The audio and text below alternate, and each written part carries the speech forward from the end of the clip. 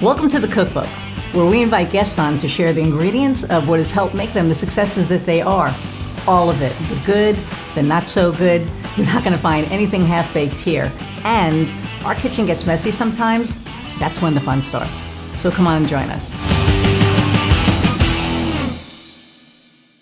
Hey everybody, and welcome to another episode of The Cookbook. I'm Iris Goldfeder, your host, and today I'm super excited about our guest because she actually is the reason that I am able to do this, because 3 years ago when Kofi, our producer, said you should be doing video, and I said no, I shouldn't.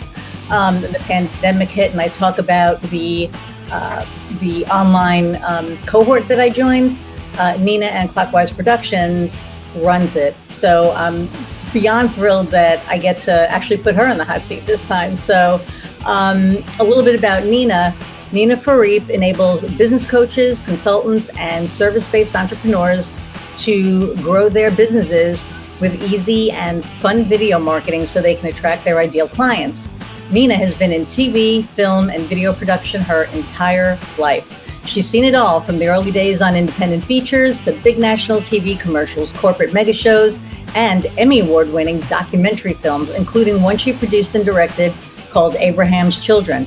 So y'all better, check that out. Along the journey, she met many awesomely wonderful people, including me, and a few badasses. Nina has negotiated with teamsters, clients, actors, crew, children, police officers, a few dogs, and one snake. Okay, that we have to talk about. All of them worth great stories. She loves spending time outside, especially in the Swiss Alps where she's from. Nina's owner is a Dachshund-Yorkie-mix called Tigger. So without further ado, let's meet Nina. Hi, Nina. Hi. It's so funny. So, we said that you met these people along the way, but you're really the connector of people. I know you say that, and I it's funny. I really start embracing that because sometimes people have to tell you what you are because it's a blind spot for you, right? So yeah, and that's really what we do as business coaches anyway, right? Is help other people see their blind spots. So yes, thank you for that. Well, it's true because when you started when COVID hit, so I know everybody's heard the story about my video journey, but when COVID hit and we joined the May Video Challenge. I think Steph and Diane and myself we've stuck with you through everything. We go to every one of your courses because there's so much value in them. But you brought this community together that otherwise wouldn't have been brought together. And, people that have become really great friends wouldn't have met. So I want to personally thank you for that, in the public, to the ether, because it's been a hell of a journey. Yeah. No, it has. And I mean, COVID really helped us with that too, right? Because I think people were looking for a place to call home, and we're kind of sitting around not quite sure what to do with themselves, and having that community around something that was also useful, which was learning how to show up on video, because now, oh gosh, we all have to. It was just it was a great place to be at. I would wonder how it would have been different if it hadn't been for COVID. And that's a really good question, because I remember my hesitation of doing video was because I didn't look like a Barbie doll. And, you always pointed out that it didn't matter. I don't look like a Barbie doll. A lot of us don't, but I think that, the perception was, you had to be, have the perfect skin and the perfect, whatever to be on video. And my favorite thing is that a month into COVID, when we started the May Challenge, everybody looked like shit. So it didn't matter. Yeah. Point. I had my body growing in. Yeah. Oh yeah. Everybody had our gray was showing. We couldn't go to the beauty to the salon. We couldn't. So it didn't matter. And I don't know what would have happened. I think that's a really good question. I think that the people that were in your group would have still been in your group, because I feel I'm a fatalist. I believe that everything happens for a reason and people are brought together for a reason. So I think we would have met regardless.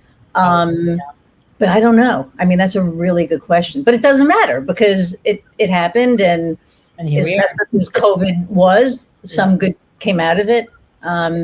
So okay, so you worked for large studios and all of that, and what made you want to leave and really become an entrepreneur and start like go smaller instead of stay big where you were? So the question is slightly different, actually. So I've always been an entrepreneur. So we've just celebrated 25 years of Clockwise. I have never worked for. I once, when I was very very young, was on staff with somebody for 2 years. Okay. That is some 30 years ago. So I've always been either a freelancer or I've had Clockwise. So I've had Clockwise since June 1st of 97, Wow. 1997. Seems like 1897. Well, at least it's not 1897. Exactly. So it would have been a little hard to have a production company back then, right? It would have been a very different kind of production. Anyway, but the question is still valid, right? So what made me leave sort of the big corporate mega shows? And so I always had sort of a yin and yang between working on documentaries and like making no money or even putting money into it, and working on the big corporate shows. And that was a nice sort of kind of back and forth balance. And the corporate shows, the big mega shows, were never so I was not the direct client of those mega big shows. I was the intermediary, right? So other production companies, which were the big guns that could survive a vetting process, would hire Clockwise, which was me, to then take care of their mega big show stuff. And I had started out with that. And when I started Clockwise, I kind of left that behind to service my own clients directly. And, 25 years of history, in and out of different pivots, et cetera. So I won't go into detail, but what happened in around 2015 is everybody with a smartphone in their back pocket had a perfect studio at their disposal. So all of a sudden videos were exploding all over the place. But that didn't mean that they were any good at all, or that they served the purpose that they needed to serve. In other words, people didn't have a strategy, didn't have a, they didn't know what really, it was all over the effing place, right? Right. So, and at the same time, because of that, and I'm not exaggerating, I had clients call me and want the exact same thing they had paid $50,000 previous for $5,000. And I was like, F that, I'm not doing that, right? That's just not, and I'm not a shooter, I'm not an editor, I'm not any hands-on. I was a producer director, right? So I was all about the non-tangible parts, right? Or putting all the tangible parts together, but not actually executing on them. So that for me became sort of it was a position where it's like, okay, either I'm just going to keep doing these really big mega shows, which are excruciatingly, they hire you for as short a period of time as possible because they pay you a really high day rate. They chew you up and then they spit you out at the other end. And and my wish was really to be location independent. I really wanted that really badly. I wanted to be able to spend more time in Europe, in my native Switzerland. My parents were getting older, etc. So I was like, okay, I was just around 50 at that point. I'm like, okay, roll up my sleeves. And there was two ways: either go and stay in the freelance world, sort of kind of freelance permalance world, or leave that behind and make a leap and reinvent myself. And I went for reinventing myself. So that's where I was like, okay, I'm going to embrace anything digital, online, media, and took some courses. Was blogging like a crazy person, but I didn't know how to shoot video. I had no clue, right? I had no clue. And that's ironic, right? Because you've been working with it for so long, and everybody else was doing it. Wow. Okay. Yeah. So that is the short version of the question. It was a do or die. It really, the question for me was, what do I want to do until I retire? Yeah.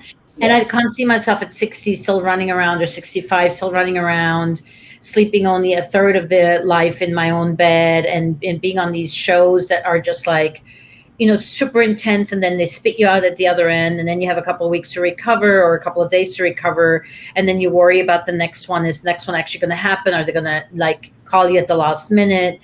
And even in that world, it was like, it started being like, oh, your day rate is X. Would you do it for like $200 a day less? I'm like, take a 30% pay cut? No, I don't think so, Right. And I was really non-negotiable with my day rate. And that was a little hard too, because people were pushing me to go cheaper. And I'm like, I'm not going cheaper. If anything, I'm Right. getting more expensive.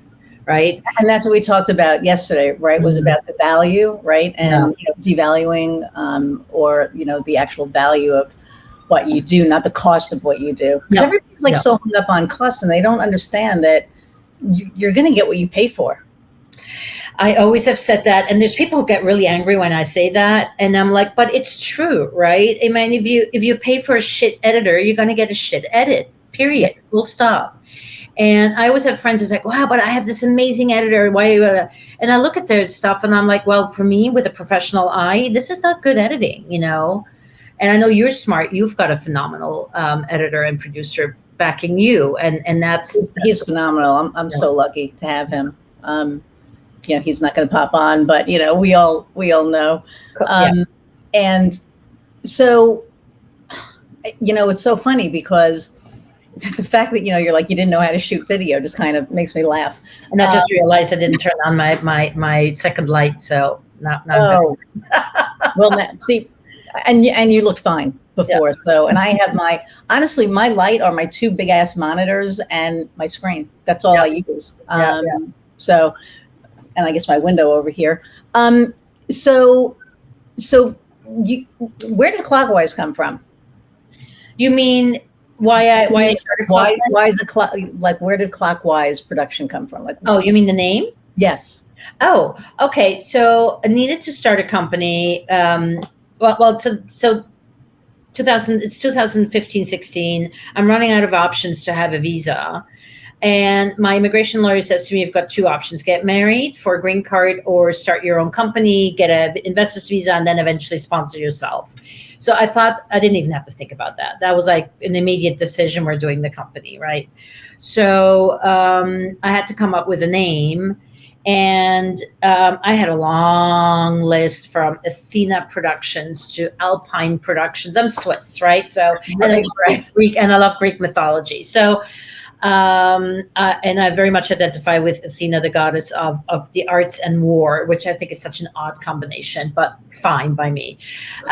So, I went around and around and around. The way she kicks ass, right? So yeah, exactly. That was kind of it. So then I settled on first. I wanted to go for Clockwork, but I happened to see Clockwork Orange around that time, and I so deeply hated that film. I just thought it was vile, and I just couldn't. I mean, there's scenes to this day, 35 years later, that I cannot get out of my head. No, I'm with you. My brother had to babysit for me one night, and he took me to that movie. How old were you? I think I was probably 11. What year did it come out? I don't know. I mean, it's Stanley Kubrick, right? So yeah, so whatever year, 70s. Yeah. So I was like 11, maybe 12. Yeah. And he kept sending me to go for popcorn. And finally I was like, how much popcorn can I eat? Like I was going to throw up. So I just like sat in the seat, and like I was traumatized. I was just like, I was just traumatized sitting on my sofa, being a 20 something, right, watching it. So yeah.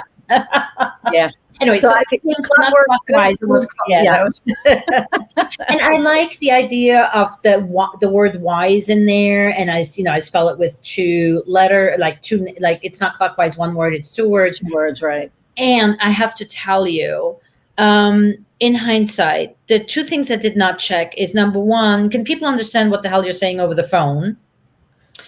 I've gotten mail for Clark Weiss, right? Mm-hmm. Mr. Clark Weiss. And people just always spell clockwise. Even people who work for me spell clockwise in one word, and it drives me absolutely batshit crazy. It's like if I'm giving you a fucking check that says Clockwise Productions, it's your Right. Call it paycheck. Clockwise Production. Yeah, pay attention to how I spell the company name. Exactly. Yeah. I actually I used to smoke years and years ago, and Marlboro had these like, Me too. and I don't want to promote them at all. So, but they had these like reward points. So I smoked so much, I would get like all the shit from them. And I actually got a package addressed to Irish Setter. Where the do you get Irish Setter from Irish Goldfish? I mean, come on, like how? Yeah, and that's very funny. So I get kept the Clockwise envelope for quite a while, and back then you had to keep things physically. Today I'd take a picture of it, right? Yeah, but with my smartphone. right. But yeah, it's so I've video gotten into the habit of saying clockwise like counterclockwise, and then people kind of get it. Although then I get mail for Counterclockwise Productions, if that's happened too. But the nice thing is if I, in like when the bubble burst, like what 2001 ish, 2002.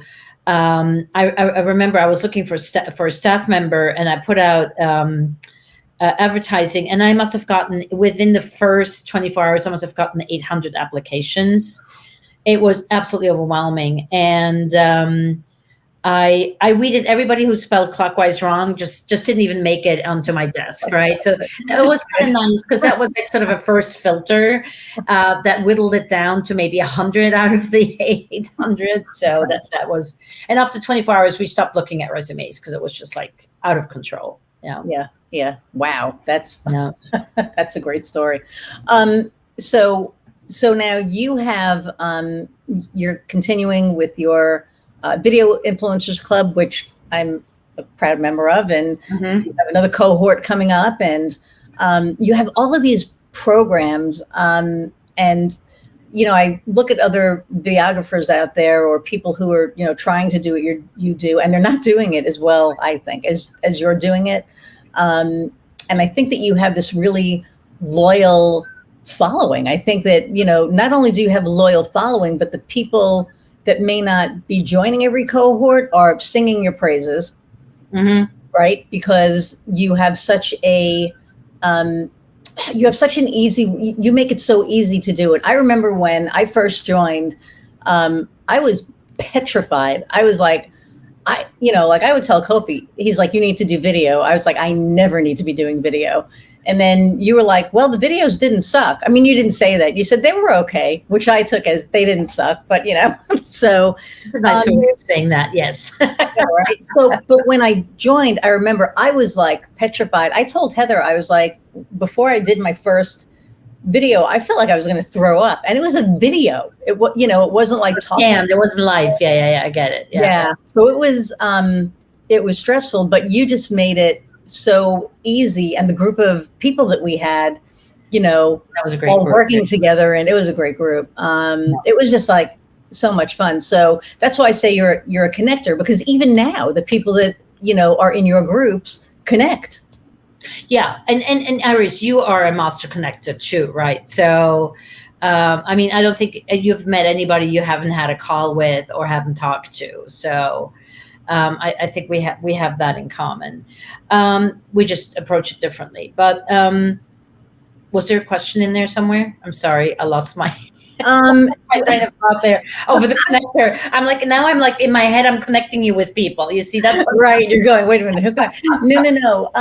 That, I think that was more of a statement. I mean, as far as questions, do you miss working with the big guys ever?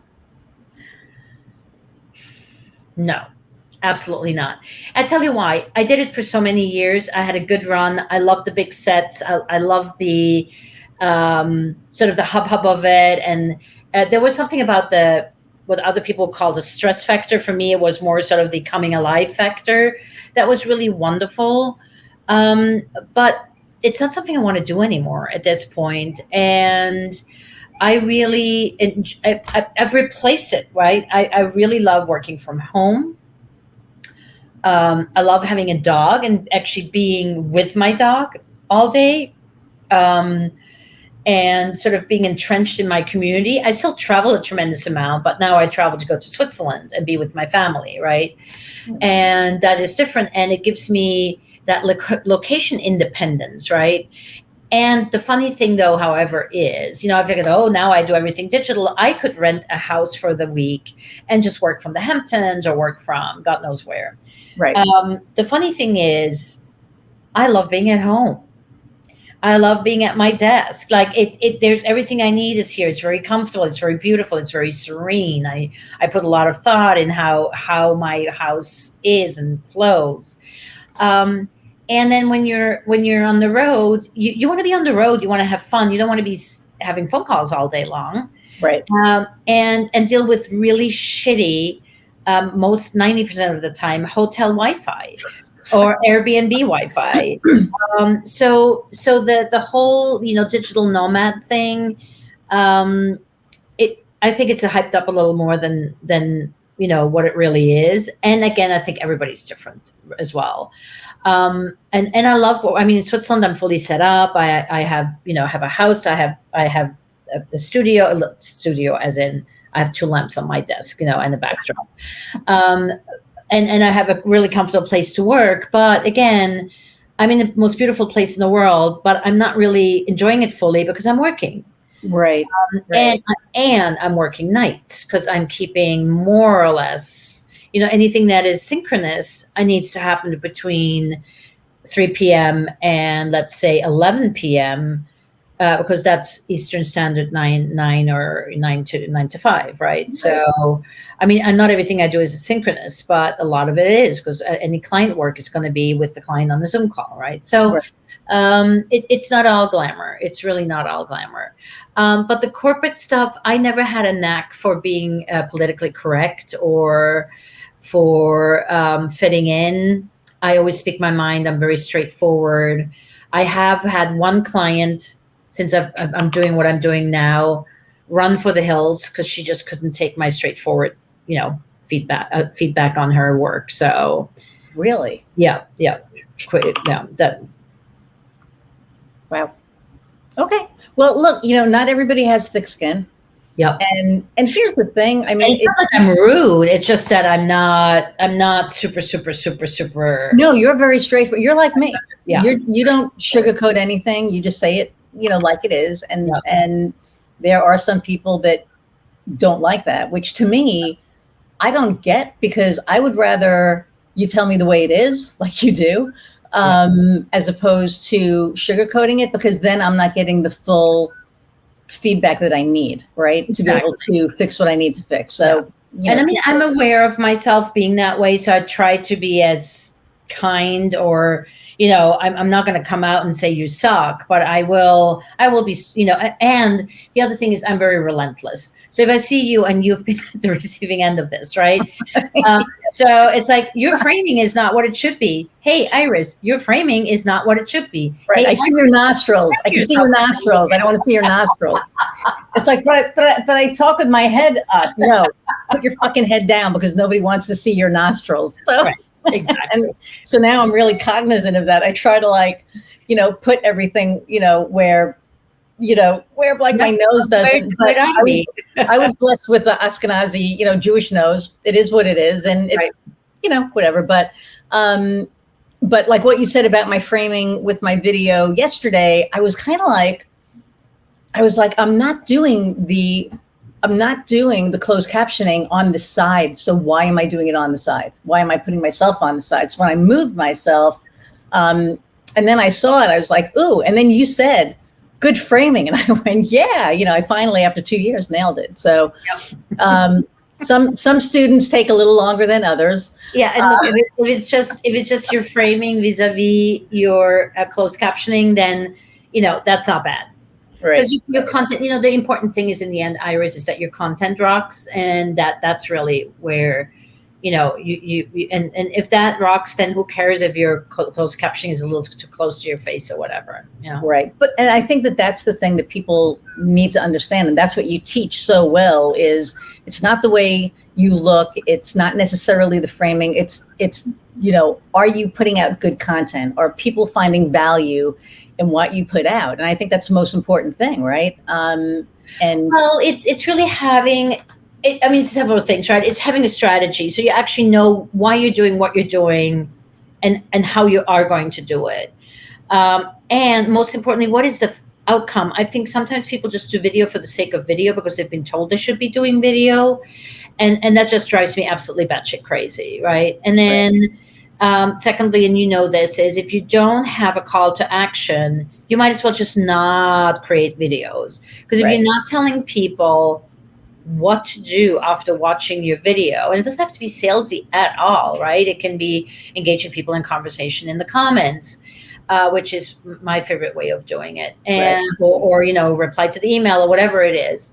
So if you don't have a strategy, then you don't know really, you don't have no clarity of what your call to action is going to be. And if you don't have a content calendar, which is part of your strategy, then you don't really know what you're selling or what you're promoting at that time. Like I have a calendar that tells me these next 2 weeks, I am promoting my boot camp that is next week. And then right the moment the boot camp starts, I know I'm now promoting the masterclass, which is going to be next month. So I'm always acutely aware of where I am in my sales cycle and what I am talking about, right?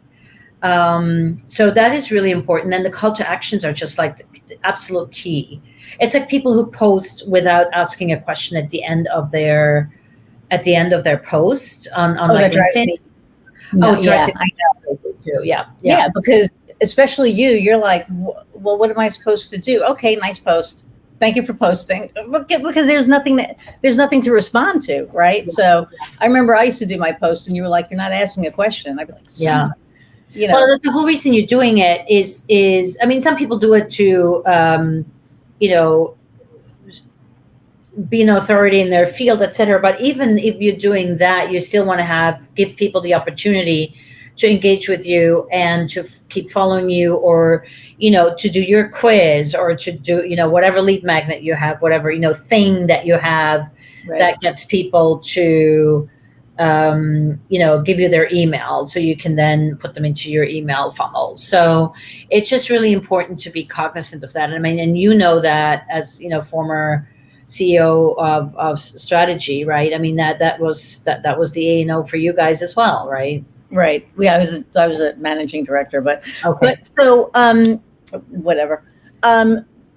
But to your point, and we can explain, like, a call to action is something that makes somebody take an action.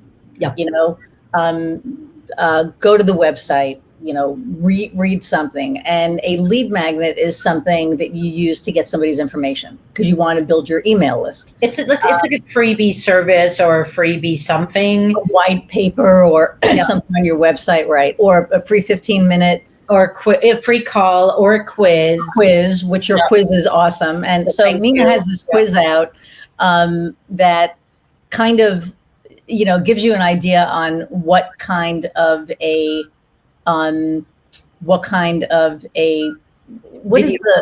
so the quiz video is personality, right? What is the video personality? Right. So we used to have a quiz, which was sort of a benchmarking quiz of where are you at with your video marketing.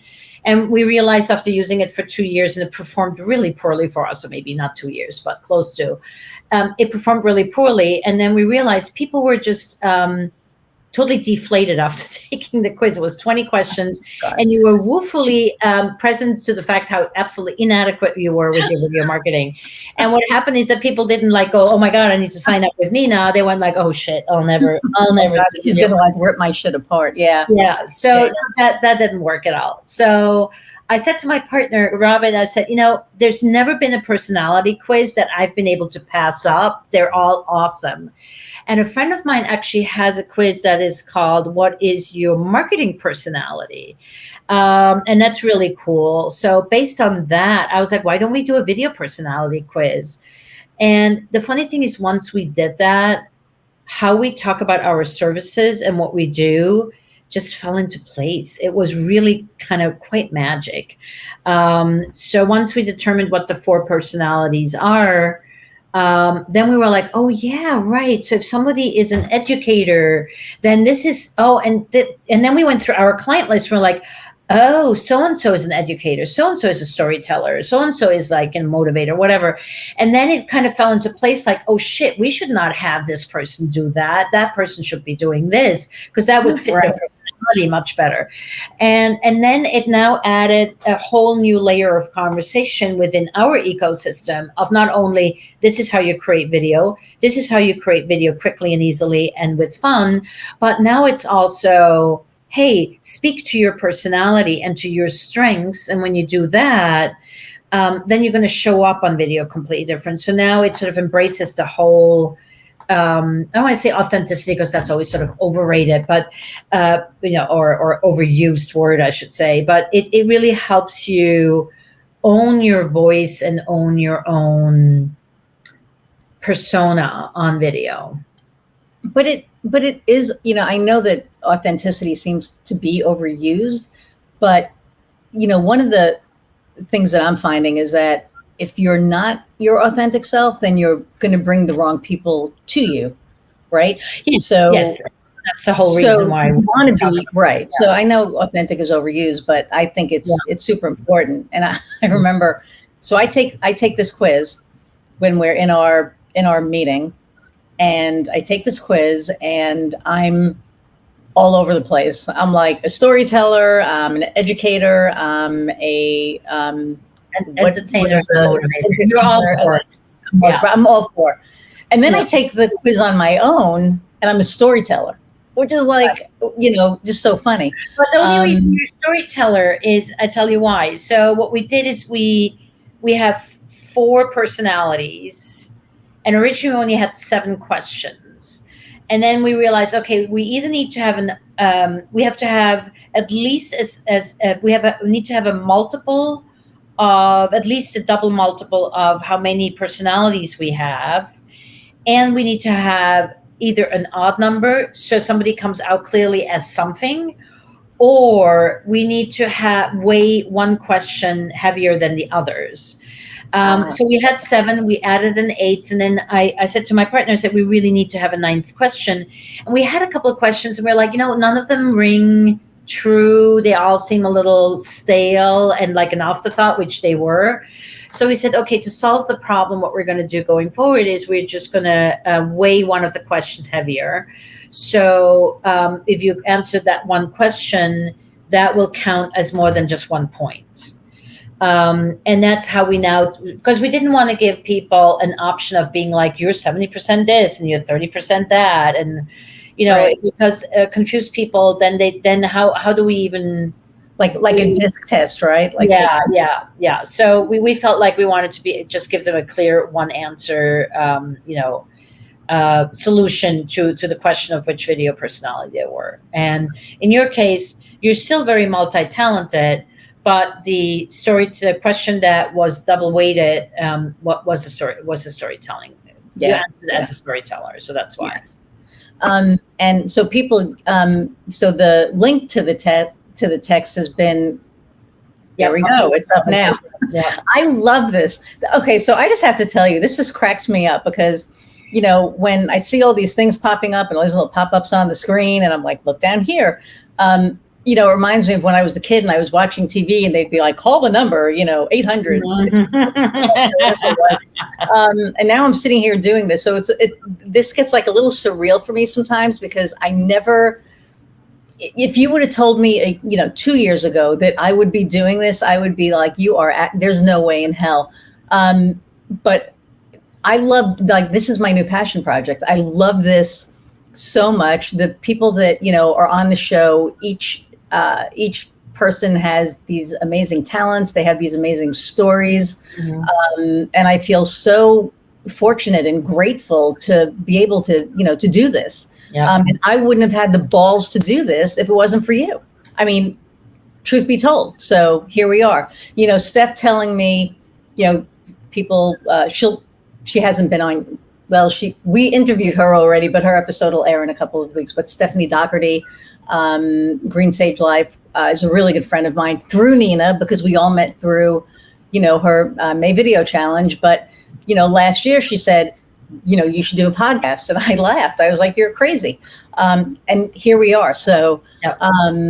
But I absolutely love it. So, okay. So now Robin, your partner, is phenomenal. He's just this great guy who's so smart. So what is his role with Clockwise, so that everybody kind of understands what? Yeah, so he really grew into his role, right? I sort of picked him. He's an actor. He's a writer. He worked in the service industry. Thankfully, we got him out. I say we because I feel like he's part of my family. He left the service industry just before the pandemic, and so he works with me. Actually, not full time. He has other interests too, but which is wonderful. I like that because then he brings back fresh ideas, right? So what we really discovered is, because he has a film background from being in front of the camera but not behind the camera. And at first we thought, well, it's going to be like sort of, he would be talking to people more about performance and etc.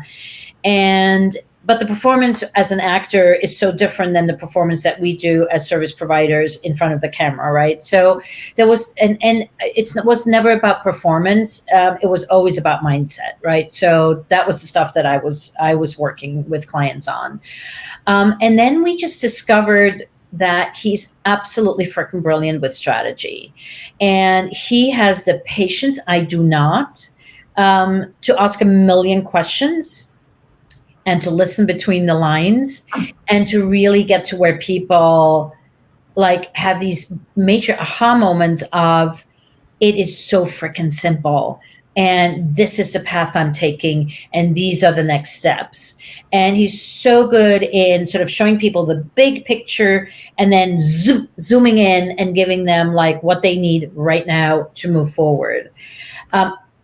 Keeping the big picture in mind, of course. And that takes that's a real skill set, and it takes patience, and it takes a lot of listening and a lot of curiosity.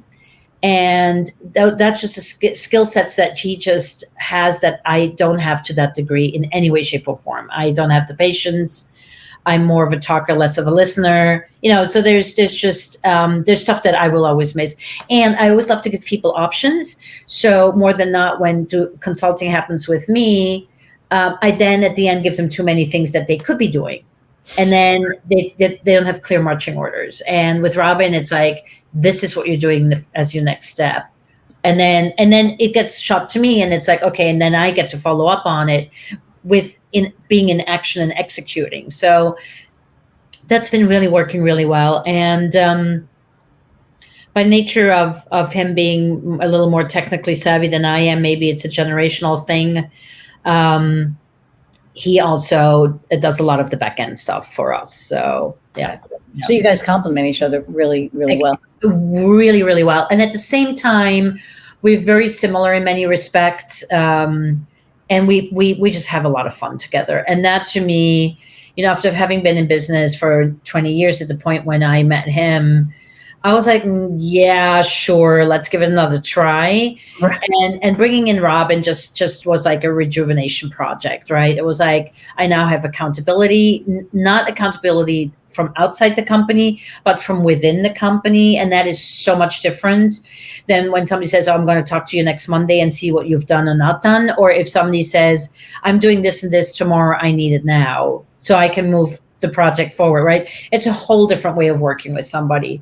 And I really, really, really, really love that. And I just like spending time with him. So yeah. And you can tell you guys have fun. I mean, anytime, you do a video or something together, you could just, you could tell, that you love each other, and B, you could just tell how much, you enjoy each other and have fun. So I think that's yeah. And he indulges me on one hand, and on the other hand, he won't let me pass with, like, I can be very forceful, and I I'm a creative, so I change my mind every hot second. And Robin really is there to ground me and be like, okay, like the other days, like, you've changed it, like, this is the last time we're talking about this. I'm like, what do you mean? He said, we've talked about this now on the last 6 calls when we should be talking about something completely different. I'm like, Right.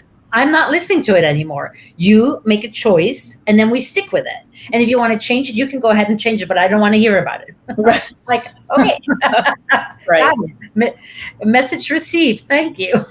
Which is good though, right? It's like, it's great because a lot of people are afraid of me, right? Because I do not my clients, but people who work with me can be, I shouldn't say afraid, but intimidated. Well, you're like me. You have a strong personality, right?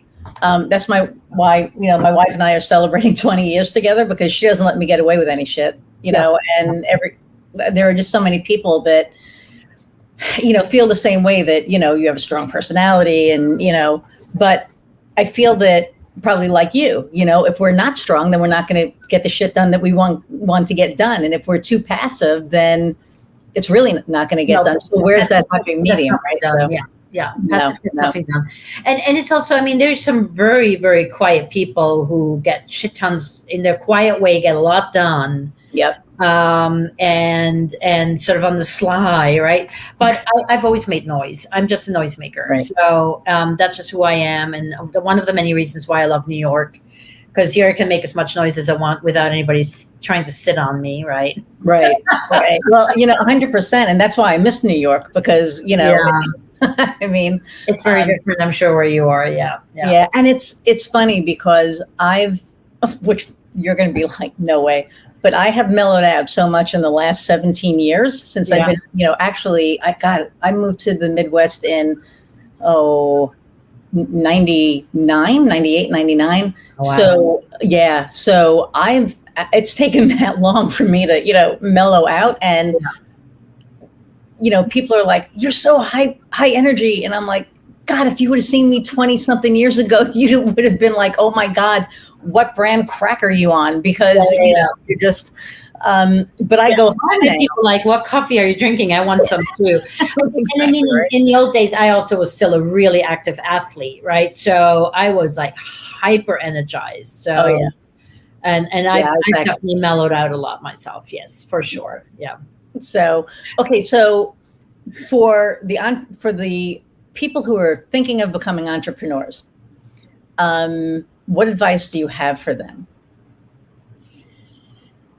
Are thinking about becoming an entrepreneur. So they're in a job now, and they're either miserable or they have that entrepreneurial spirit and they want to do something.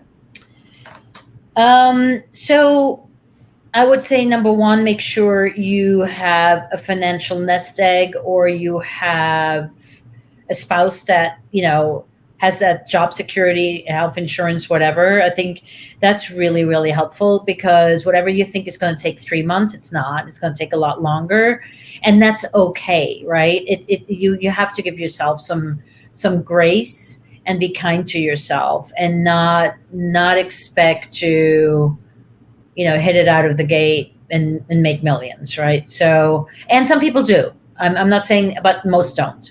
So people have come with a good dose of perseverance and patience. And don't buy into any shit you don't need. I think I just had this gentleman on the phone who I hope to work with this fall. And he was like, I really want to work with you. But last year I went out and I bought myself this really expensive platform. And now I have this like massive learning platform with all the bells and whistles. And I haven't even created my first course yet. I'm still thinking about my first course. And I did, Tony Robbins, and I did this, and this, and this.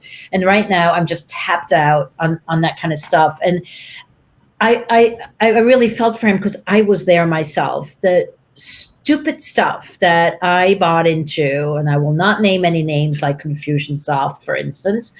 I bought into platforms that I didn't need and I wasn't ready yet for. So beware of the bells and whistles of all that digital has to offer. and don't go crazy. Do the spreadsheet before you don't need a CRM right away. Do a spreadsheet. Yes, you need an email sort of distribution thingy system, but you can go for something simple and stay with the cheapest version for now.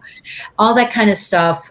Just keep it really simple and focus on getting clients and focus on who you are and what you are disrupting in the world. What is that you are changing and doing different from others? And that is really, if you can focus on that, then I think you're going to do just fine.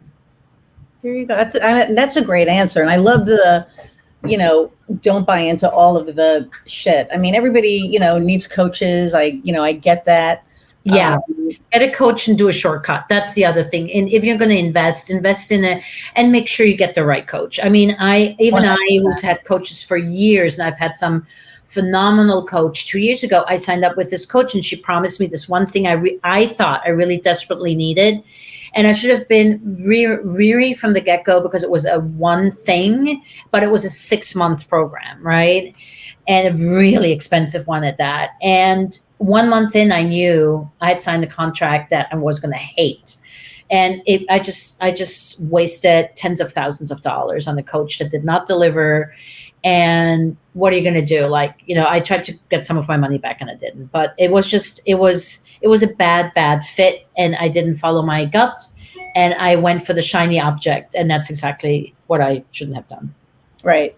And, and here's the thing I think I know the coach you're talking about, because somebody that we know mutually, I think left as well. But I think the thing that for me has not been coaching, it's been experience. It's been a couple of failures. My first business was built on clients that were pissed off at a company that I used to work for, and that lasted for a little while.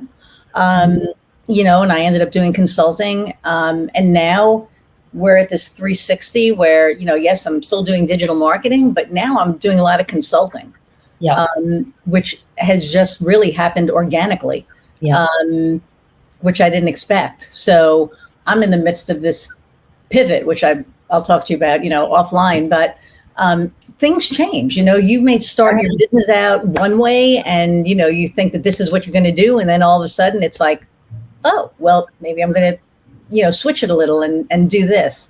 Yeah. But sometimes I think there's two things about that. Number one, yes, if sometimes we just need to pivot, right? Because there's things that come at us from the outside world. So we have to pivot twice, actually 3 times, really big time.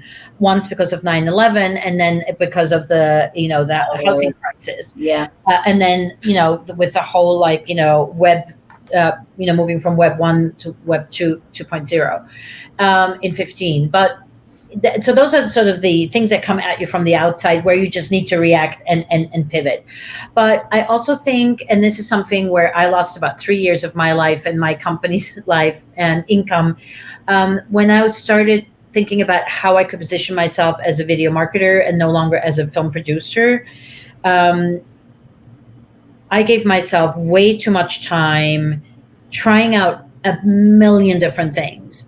And I think in the end, it was more about sticking with one thing and figuring it out and making sure it was, what was my first priority, to be location independent, and be clear on what your value system is and what your priorities are, right? And filter out all your decisions through that priority list, right? So if your first priority is that you're location independent, then any decision you make for your business gets measured against that first priority, or there's no first priority, against a priority, and then then your decisions become much easier. But the other thing is also, if you pivot too much and if you keep changing, you can't scale. If you keep changing, you can't focus on selling, because then you're just always, and I've been so guilty of that for years, of just constantly having better and newer ideas, because I'm learning from my old mistakes, but at the same time I'm also shooting myself repeatedly in the foot or in the leg, because I am changing everything, so I can never really settle for something and say I'm going to make this one thing better and see how I can sell it. So that is a big pitfall, especially when you're doing sort of, services as a not as a one-on-one, but as a group thing or as a product service as Right. a product, which is what we do. Yeah. Right. And then the other pitfall is when you're the salesperson, right? And you're trying to find somebody who's going to be the face of the company as well as you are, and you can't. That's been my problem is finding. People are going to buy. People are going to buy working with you. So you need to figure out how to scale yourself and your programs. Right. And if you're either going to raise your prices, or you're going to make a group, or you're going to make it what we did is hybrid, right? So we have online, group, and one-on-one in our cohort, just so we can take on more people and we're ready to scale if we need to, right? Right. Well, that's for the consultant piece, but for the actual, the digital marketing piece, right? I can't, that's not a group thing. That's, we're building websites, we're doing SEO, we're doing. But you can outsource that, right? And then manage a team or have somebody manage a team for you, right? So Yes. It's scalable that way. Yeah. And for me, the opportunity was always there to do editing for people.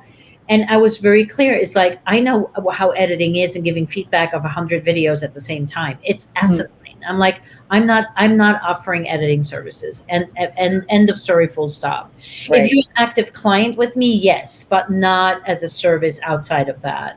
Yeah. Oh no. I will set you up. I will set you up for success with a really good editor, or Right. or teach your VA, or teach you, but I will not actually run edits for you. Right.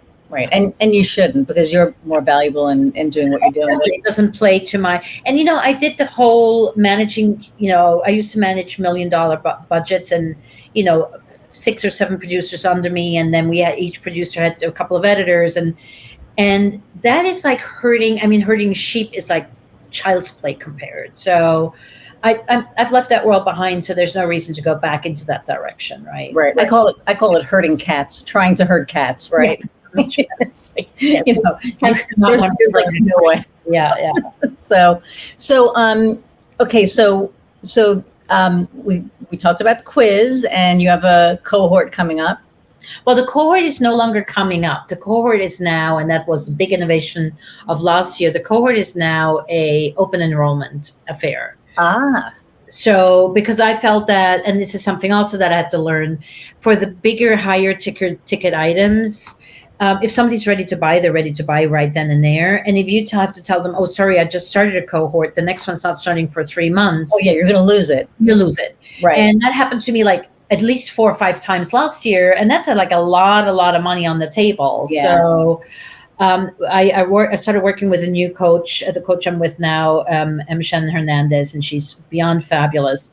And the first thing I said to her, I said, before we do anything else, before we look at any of my messaging and please tell me how to get me out of launch mode. Because launch mode, some people thrive on it, and I probably would have thrived on it 20 years ago, because it's sort of a similar energy like around production. But if you have such a small team like I do, it would be such a stress. Every 3 months, we have to ramp up again, and then do the whole hustle, and all hands on deck, and like total madness. And then by the time you get into the actual cohort, you're completely exhausted, right? So having found a way to do it such that it is open enrollment has been so brilliant, and it has made the course that much better too.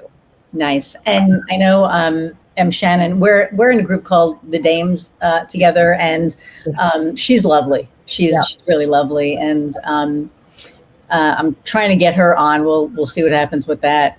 Shannon, I'm calling you out. She knows. So what, Shannon? So this is interesting. She knows where she shines, and she does not shine on podcasts. She's a teacher. She's 100% a teacher. So what she does really well is she comes into other people's communities and she does a teaching class. Gotcha. So you can give her a framework within this where she can teach something, and you're the guinea pig, let's say, then she'd be absolutely brilliant. Maybe, because this has kind of evolved. I mean, I've done, I think, like 9 or 10 episodes of this, right? And it has evolved because it's for entrepreneurs, C-suite, for whoever, can get value out of it, but it's so diverse that it's really for anybody. Anybody in business, anybody, who's thinking about being niching. You want to be niching. I know, but it's so weird because I've had family listen who aren't into business, and they're like, oh my God, I can't wait. It's so entertaining. It's so, the people that you're talking to, I may not understand what the hell you're talking about, the business piece, but it's all the stuff in between. Yeah. And I love that. I mean, I've gotten like so many different comments, but no, I am niching. I'm keeping it for entrepreneurs and all that. And so with that, okay, smarty pants. So why should somebody I know the answer to this because I'm one of your clients and I'll be one of your clients probably forever. Why should somebody choose you as opposed to working with somebody else? Why are you the expert? I mean, there's many experts out there, right? And I think you would choose to work with me over somebody else, because you like me, full stop, period, right? And that's what the videos do. They show me off so you can decide whether you do like me or not. But I think apart from that is I'm all about, so a couple of things. Number one, I'm all about teaching you how to fish rather than giving you that one, fabulous meal that happens to have a fish in it. So I want you to be independent with your video marketing. So you do not need to call in a crew every time. You don't need to even call in an editor every time. Like I edit all my little like sort of fluffy videos that go on social media for one use, which I call tissue videos, as in sneeze in and throw the tissue out. Right. My tissue videos, I don't even send these to an editor. It's not worth it. I do it myself in 3 minutes. So I want that independence for my clients, right? So that's step number one. I set myself very much apart from that. Also, like, if you want to buy lots of equipment and geek out on cameras and lights and stuff like that, I'm not your person. Right. So that's sort of the mechanics of it. But from a disruptor point of view, as in what pisses me off in my industry and what I do differently is, I don't want you to spend money on shit that you don't need to spend money on. I don't want you to waste your time on stuff that you don't need to waste your time on. And I want you to focus on your strategy and your content, because that in the end is what drives sales. Because I want you to get not just any clients, I want you to get your ideal clients, the people who see you on video and go like, wow, I want to work with that person. I want to work with you. And I think that is what is so powerful about video. Not only does it work for you while you're not working or working somewhere else, it's sort of your 24/7, salesperson, but it also attracts the people that are attracted to you. And then chances are 90% of the time, or 95 or 99, whatever, that you're going to be a match. And then lastly, I just think that if you're just using video as a tool, you're not going to get to where you need to go. You really need to look at video as part of your entire marketing machinery, and then make sure that you use video where video is really brilliant. And that just comes back to strategy and content, right? Right. And, on video, people get to know, like, and trust you, right? Because they see you. They see that when you're doing your videos, you're not, you're just straightforward about whatever topic it is that you're talking about, right? So, and I remember when, I first started and you were like, all you need is your phone. I was like, oh, really? And that's all I've been using. I mean, Kofi used to edit some stuff when I was, with the other company. And, but I find that don't even need that. I just literally, I'll sit down and Nina is very big on batch producing. I'm just going to throw that out there, which I still have. I think I've done it once in like 2.5 years, but, that speaks to the motivator in you. I know.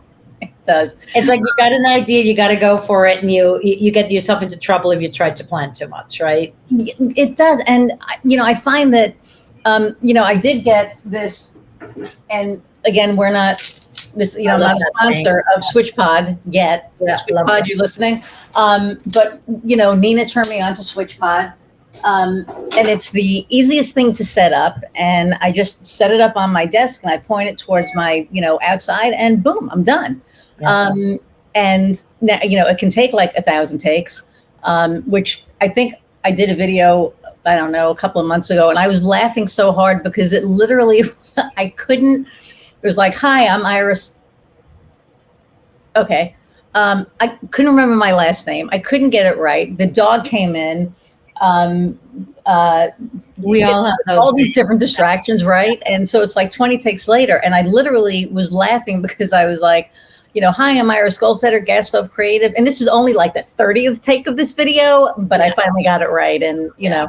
But and again, and this is since we're talking about batch producing, why I always say batch produce, because it takes you a hot second to get into the frame of mind of shooting. So if you can plan, let's say in the beginning, it might be 3 videos. And as you get better, maybe 5, or even I do now 10. After 10, I fizzle out. I'm useless. But then I know then it becomes a whole ritual, right? So it's ritual and reward for the things that we kind of don't really want to do, but I have to do. So it's like, I get ready. I make sure if I'm doing 10 videos, I'm definitely going to do my hair. I mean, do my hair doesn't mean much more than I'm actually washing it and blow drying it a bit. And I put on a little makeup, and I put on a nice top, and I make sure the lighting is good in my room. And while I do that, I'm like getting into that mental state of I'm going to be shooting these 10 videos, right? And then I just know I often do it on a Sunday afternoon when it's nice and quiet, not in the summer in Harlem, but otherwise. And then I know I just have an hour to prepare and get myself set up, probably an hour to tinker with the content.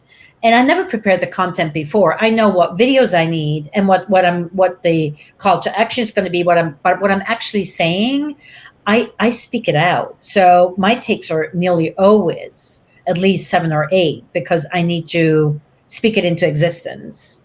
And then once I have it, I have it. And then I have at the end of a 3-hour session or a 3.5-hour session, I have 10 videos, and I'm good for 6 weeks, or whatever. So the beauty of the batch producing is that you're putting yourself into the frame of mind, and you only do it once, but then it nets you not just one video, but 5, 6, 7, 8, 9, 10 videos. And that is, and then when I'm editing, I'm not sitting down and again, gearing up for all the editing. It's just like a batch. And if it's a batch of all videos that look the same, then it's worth it for me to send it to my editor, because my editor is going to charge me a minimum of 1 hour anyway. But if I send him 10 videos and they all just need a little trim and they all have the same looking graphics, he can do 10 videos in an hour and a half or 2. So I'm saving major money, right, in doing it that way.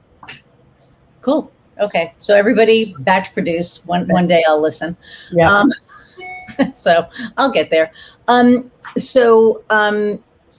guess I know what the last question is that I always ask, but do you have any parting words for anybody listening?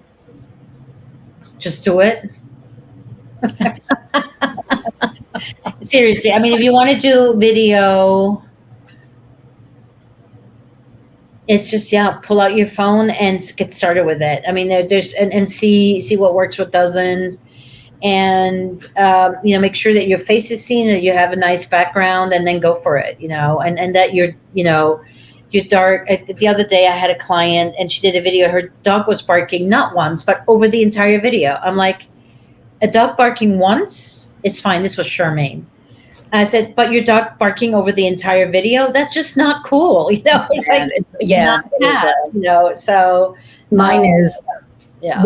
Yours are never barking. Do you have to go out? Hang on 1 second. Could we pause this? I actually have to help him go to the bathroom.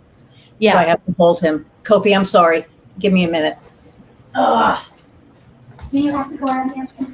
Thank you for telling her to batch videos again. I've been telling her that forever. Yeah. It's, but again, it speaks to her motivator personality. They have a really hard time batch producing because they just hit record when inspiration strikes. So, But yeah, since she's a little bit of everything, we'll get her to hold her accountable to batch producing. But yeah, I mean, the whole group I have Iris is in. I preach all the time that batch producing is the way to go, because you're in the mindset, you're ready to go, you might as well. Mm-hmm. Right? Yeah. Yep. 100%. Yeah, for sure, for sure. So it says you're going live, but you're just going live internally, right?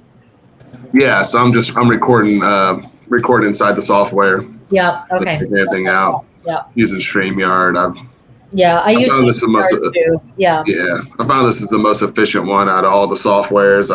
I've used all of them. Live Stream Studio, OBS. All of them. Yeah. No, I love live stream, because it also doesn't have enough buttons to get you into trouble. And I use it actually for recording all of my my online course material, because I love the sharing of the screen. You can make it, full screen, half, little, tiny, and I can live switch while I'm teaching. So I like that about it a lot. Yeah. Makes my life easier. I don't have to do it in the edit. Yeah. Yeah, because post edit. Yeah, I've done a lot of courses, and the post edit part, I think people don't realize how much more time that takes, other than just No, I mean, freestyle doing it like this. And I've tried to explain that, but I'm like, hey, if you want to pay me to do it. Exactly, then I'm not going to argue. No, people don't understand what they're asking for very often. So yeah. No, it's live switching. I mean, my training videos, the longest time takes figuring out how I want to say it and how to say it as quickly as possible without boring people. But the editing part is easy. I'm sorry about that. He can't. We were done anyway, Iris. You just could have said thank you and goodbye. No, because I have to ask you the last question. So I thought that was the last question. No, not the last question. We got one more last question. All right, I'm out here. All right, let's go for it. Okay. Hold on a second. I have a okay, now it's gone. I had a fire truck in front of my house, but it's gone. Oh, couldn't hear it. Okay, well, you can hear certain sirens, but not in New York. It's also that my AC is cranking so loud because I just turned it on. That probably trapped out the fire alarm. Okay, we had to pause this for a second, but now we're back. Okay, so the last question that I always ask is, what lights your fire? What is the one thing that just lights you up that you're so passionate about? And it could be anything, personal, business, whatever. Like what lights Nina up? How much time do we have? Well, I mean, first of all, the word passion is sort of not in my vocabulary, but yes, there's a lot of things that really get me going. And, on one hand, it's sort of the disruptor part of what pisses me off in my industry that I really, really feel like I need to fix. And I feel like I need to rescue everybody from overspending on production and shit that they don't need. So that's sort of the professional side of what lights me up. I mean, anything that is nature and mountain and lakes related will definitely get me super excited. And I think there's very few doggies. It's gotten a lot better since I have my own dog. But before I had my own dog, as filthy or scrawny as they might have been, I think there was not a dog that hasn't crossed my path within 3 feet of vicinity that I didn't pet, or tried to pet, I should say, because in New York, sometimes, but dogs know when you mean well, and oh yeah, and then there's certain topics that I might get a little heated on about, but we're not talking about sex, religion, and money here, so right. No, what were the three? That'll be another one. We'll do another and show. Politics was the other one. Yeah. So we're not doing that. So yeah, I would say literally rescuing my clients from the death trap of doing things wrong, and the mountains, lakes, and dogs. I think that's a nice selection I can live with. Well, there you go. I think those are awesome things. I mean, mountains, lakes, and dogs. There you go. And helping clients. That's just I think we're all passionate about that, or we wouldn't be in business. So, so thank you for taking the time out of your day to do this. This has been just so awesome.